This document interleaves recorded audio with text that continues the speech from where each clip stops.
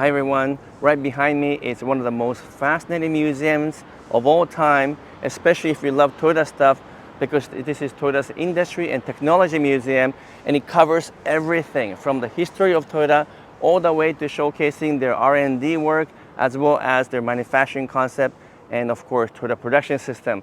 It's a place you can spend 3, 4, 5 hours, maybe even a whole day if you love all things to do with Toyota. Let me give you a quick tour and show you what's going on, because you have to come to Japan with me so you can see this museum and learn everything to do with Toyota. Toyota, of course, was built on textile manufacturing, or looming company we call it. And this is one of the original one, and in which there's a two-dimensional looming equipment. It's pretty massive. So let's go into the museum, and it starts off with the history of museum. So that's how the whole program starts. And we have a lady welcoming us. I'll show the tickets. And I'm going to show you everything. There's so much to see that it's going to be hard to cover everything. But really, it's the beginning of Toyota. This is the historical place. If you want to really know how things started, this is a place to be. And I'm going to try to give you an abbreviated version of the tour, because you'll see very shortly how big this place is and how much information is here. Now, there's going to be lots of announcements and stuff, so apologize for the noise, because this is a place where universities and high school sends their kids to learn history. So it's pretty noisy here because they're building the textile behind us. I'm going to walk around as much as I can. And this guy is showing how the original looming works.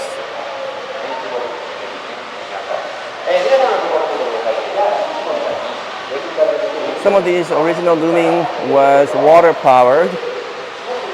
And again, if it wasn't for the looming company, Toyota wouldn't exist today, because this is what built the original company when Mr. Toyota started. Sakichi Toyota started this. And then his son, Kiichiro Toyota, is the one that started the car company. There's a whole history shown here if you're interested. You can look up some of that. Now, it's noisy here because they actually have the looming company operating. So let me show you that briefly.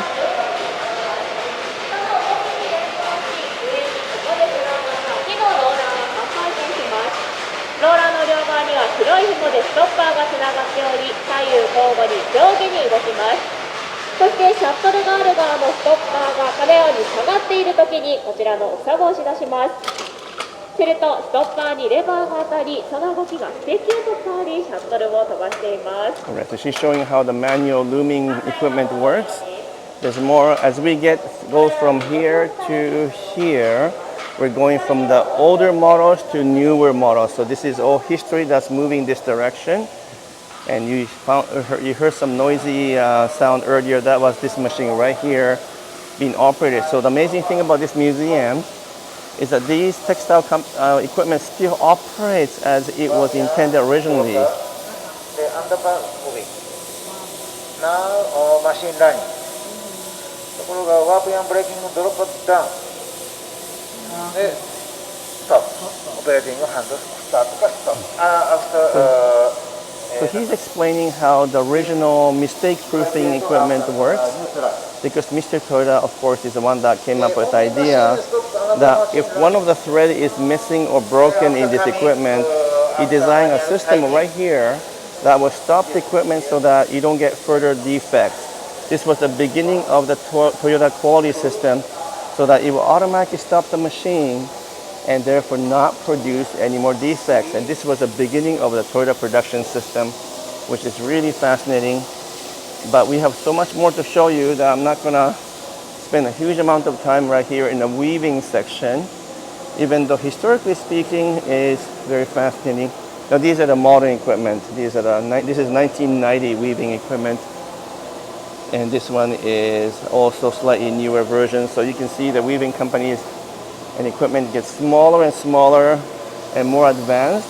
So this is actually producing the airbag textile or material using this much more advanced equipment. But let's keep on going here, because once again, There's a lot to show you, and I will not be able to finish this video if we don't keep on going. So that wall is all the history laid out, and there's some metal working demonstration in here. So this is using the old method. They're showing how they used to make automotive parts, such as casting, and also showing some of the final product like the engine and the crankshaft.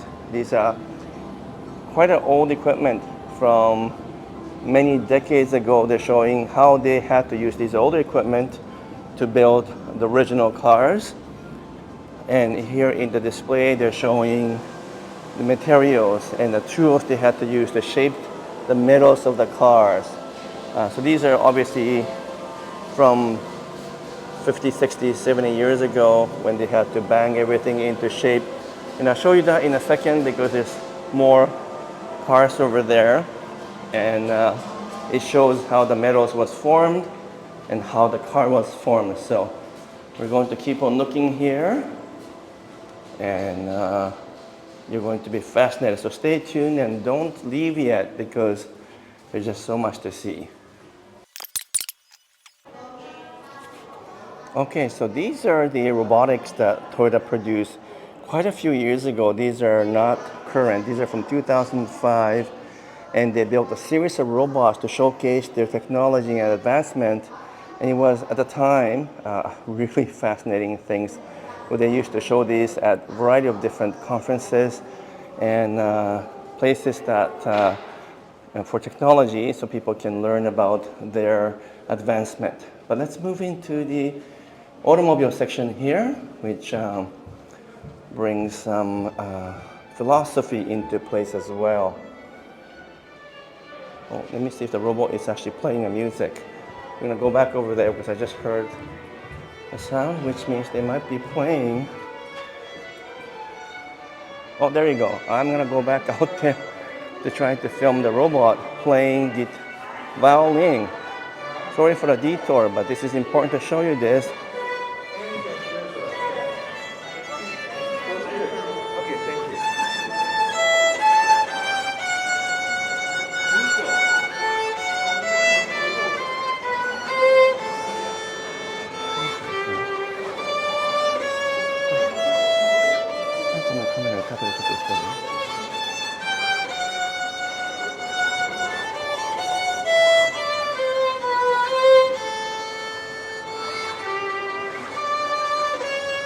All right, that was super fascinating, but we're gonna go back into the museum because that was a bit of a detour, and once again I have a lot more to show you guys.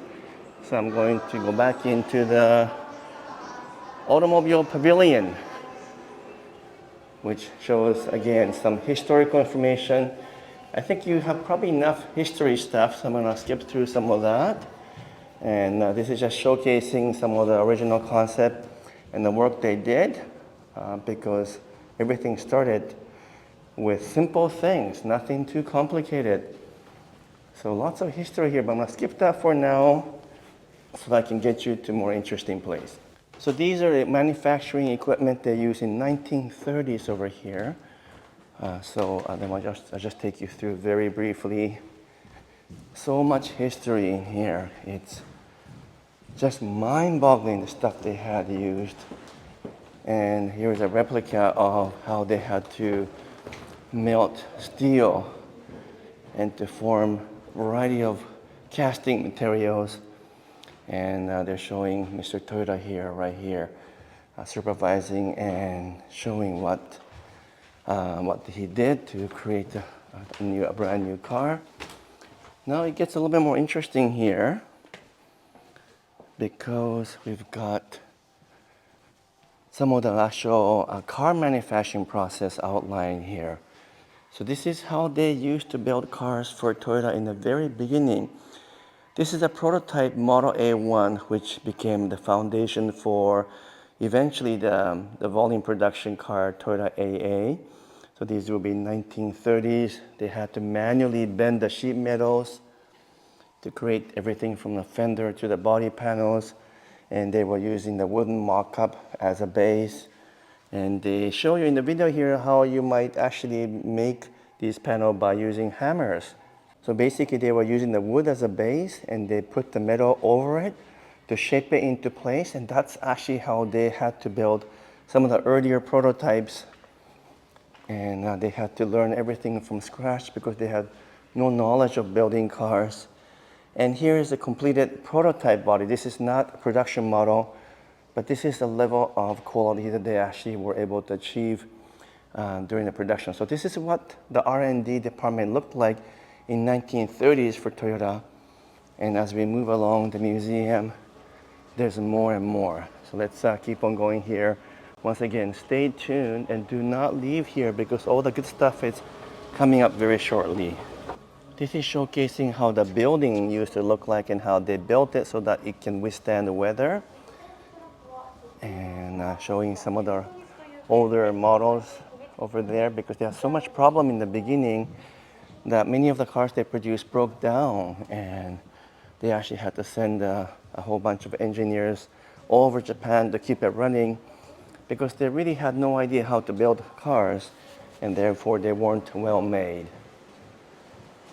All right, let's keep on going here. Now we're getting to really interesting place here because you can see this is the main part of the museum.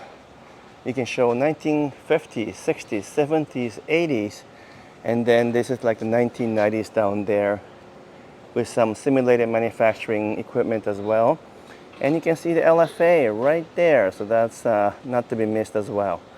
So let me walk you through and take you through the history from 50s to early 2000 right here at the Toyota Technology Museum. So you can see a series of 1980, 1990s, 2000 cars down there. And I'm going to take you down there, but let's come back here for a moment. 1950s. This is what Toyota cars actually looked like, especially when it's taken apart. And it's amazing how they restored these cars because its quality is immaculate. It just looks like a brand new model. But it's also shocking how simple these cars used to be back in the days when Mr. Toyota or Toyota Motor Company had no idea how to produce cars. And they were just struggling. And it's amazing where they were and where they are today. And this is actually the Corolla from I believe this is 1980 Corolla. And they're showing the breakdown of what the car body and the frame and the chassis looks like. This is now that was 1960, apologize for that. So that's a 1960s Corolla. And let me just show you some of these small die-cast models. And of course we have Toyota 2000 GT. We have the Toyota Sport 800. And we have some of the cutest and most adorable cars right here from the 1970s. And then we have the 1980s here. But this is not a production car. I don't know if you guys ever remember seeing this. This was one of the safety prototype designed to create and develop some new technology called the Toyota ESV. Look at the finish on the paint job. It's amazing. All right, let's keep on going here. We got some original brochures from 1980s. Some of these classic cars like the Sprinter Treno, which I actually did own at one point in 1984 MR2. Now I have been here, believe it or not, over 100 times, but it keeps changing and evolving. Now we're in 1990s where safety was a big factor with airbags and all kinds of safety features. We have the Prius, and one of the first hybrid system is here. And then we move into slightly newer models to the current situation or current hybrid. They're showcasing how all of the technology has evolved. This is a fuel cell car, of course, right here. This is the Mirai, and they're showing how each of the machinery and powertrain has evolved. So once again, we don't have time to showcase every single one of those right now because I want to take you down to show you more stuff. So here is the original Toyota's mass production car, the first Toyota production car, 1936 Toyota AA in immaculate condition. Actually, it looks beautiful. And this is what propelled Toyota to become a worldwide car company. And look at that, isn't that interesting? It does look a lot like an American model. That's pretty obvious because they copied from many of the designs from the Detroit. But it has its own character. And every time I see Toyota AA, you know what, it makes me kind of nostalgic and also inspired at the same time that Mr. Toyota built this thing from scratch, not knowing how to design or build cars. This is a 1935 Toyota G1 truck. And there's a whole movie about this, by the way, and it's in Japanese, but I do have a copy. I gotta find a way to show you guys that movie in English. More older cars, Toyota, 1951 Toyota Topet. And look at this cute thing, Toyo Ace, 1954. This thing looks like, I don't even know how to describe it, but it's truly a toy car that was used as an actual utility car. And these models right here were produced using these manufacturing technique, which is beginning of Toyota production system. And we have a simulated manufacturing here, which shows the final assembly process of how the worker built Toyota AA. Everything from the machining to the sewing of the seat, glass cutting, and painting process. So obviously this is a simplified version of what really did take place, but it gives you a feel for how Toyota developed its efficient and optimized Toyota production system in a one-piece flow. We call this one-piece flow.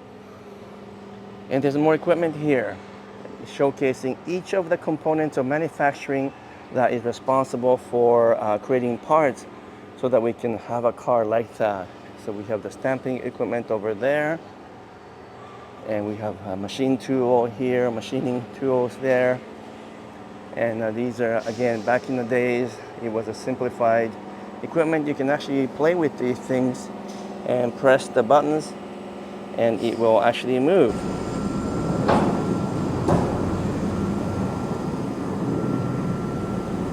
That's how the stamping machine works.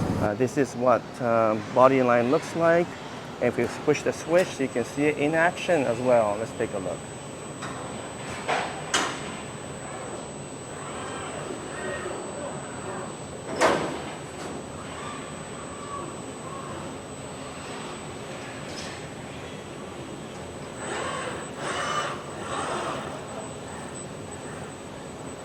So this is the welding equipment that's actually simulating actual welding.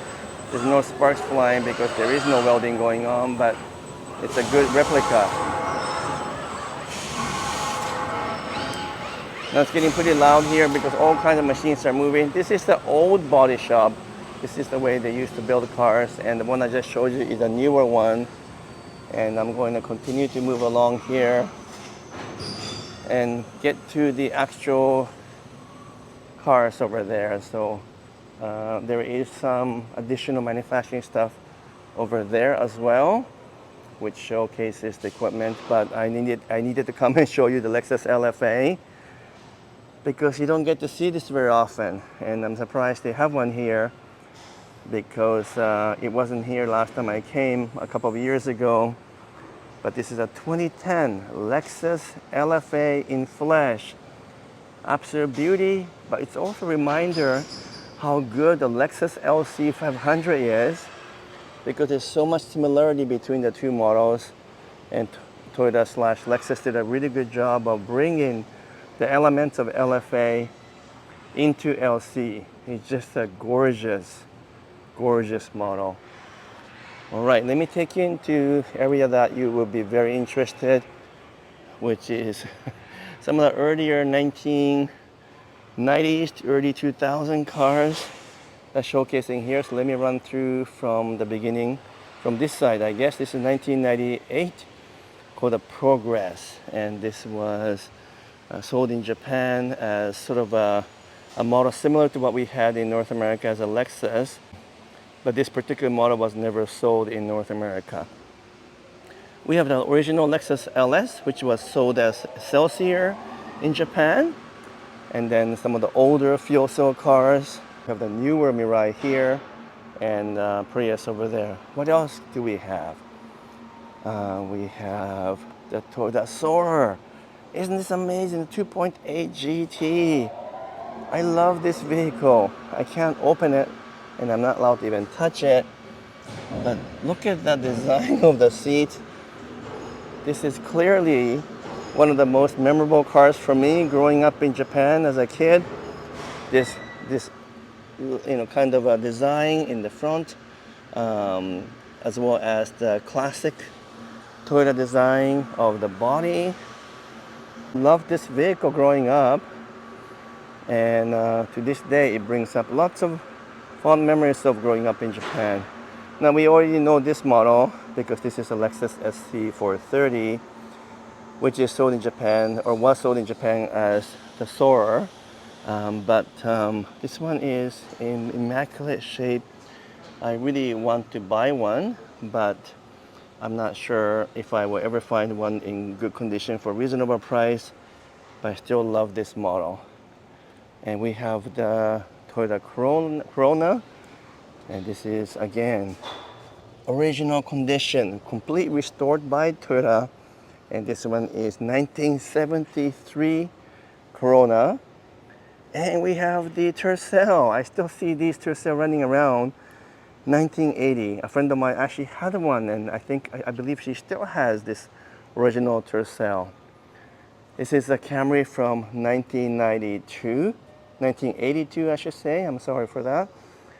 Hard to believe the Camry was this small, and that it was a very simple, boxy design back in the day. And it has evolved so much since that time.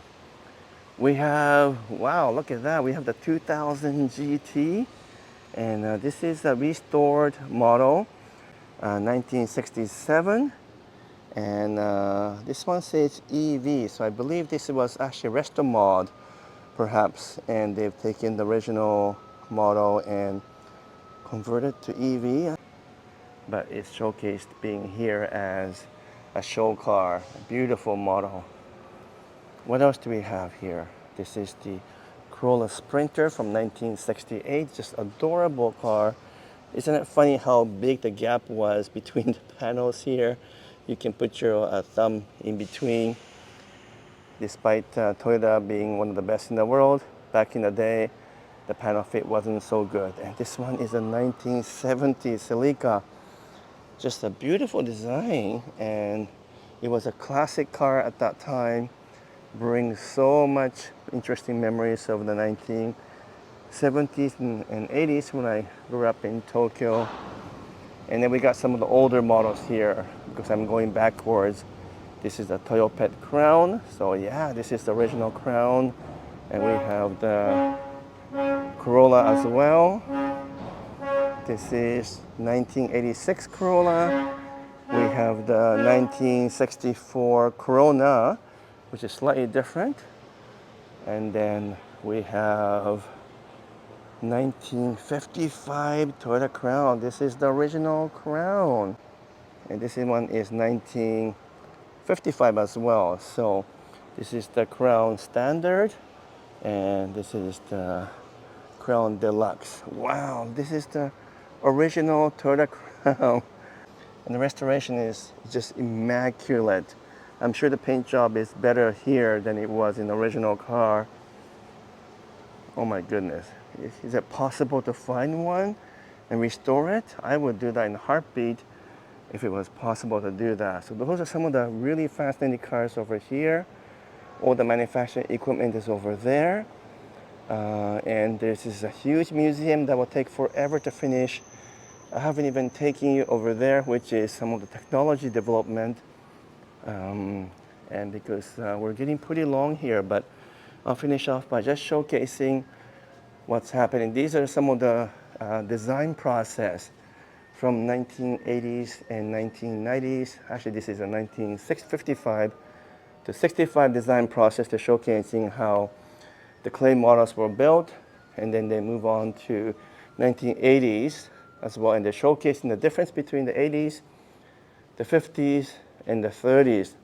design process as well as technology to do with the engine. So let's keep on going here because I know it's getting pretty long here. And hopefully you guys are still with me and watching this because this is unlike any other museums in the world if you love anything to do with Toyota. Safety stuff from airbag to anti-lock brakes are all showcased as well. And then I'm going to show you one more thing actually before I sign off, and that is the Toyota production system area, which is really the heart behind Toyota, why they're able to produce cars that are so well built. That is only possible because Toyota uses TPS or Toyota production system, and that is showcased in this one section right here. Both history as well as a concept is shown here, and this is showing from the 1945 to 2005 how the Toyota production system and just-in-time manufacturing has evolved all the way through. Once again, I'm not going to go through everything here, but it's all to do with flow, tact time, and producing only good quality products. You can actually watch a whole show here that shows how the Toyota cars are manufactured and built, and also the essence of the Toyota production system. There's a short video here that you can see. And then right here, they give you an example of things that are designed to prevent mistakes and errors. I won't go through that right now, just because of the time limit. And they're using all kinds of variety of things right here to build simpler, easier manufacturing process that do not cause defects. And that's the whole concept behind Toyota production system. And you can actually join some workshop here. I think these are for kids to make some miniature cars. You can actually produce these little mini cars and paint your own cars as part of the technology live show. Actually, you know what? Adults can join as well, so you can actually keep this as a sort of token of gift and make a little mini cars, which is quite fascinating. I gotta come back when that is offered. And so that is the entire Toyota Technology Museum. There's so much to see, and I won't be able to give you full detail on every step of the way, but I give you quite a bit. Come back to Japan with me, and I will actually physically take you here and be your guide and a host and show you exactly what is going on. I'm signing off for now. Stay tuned.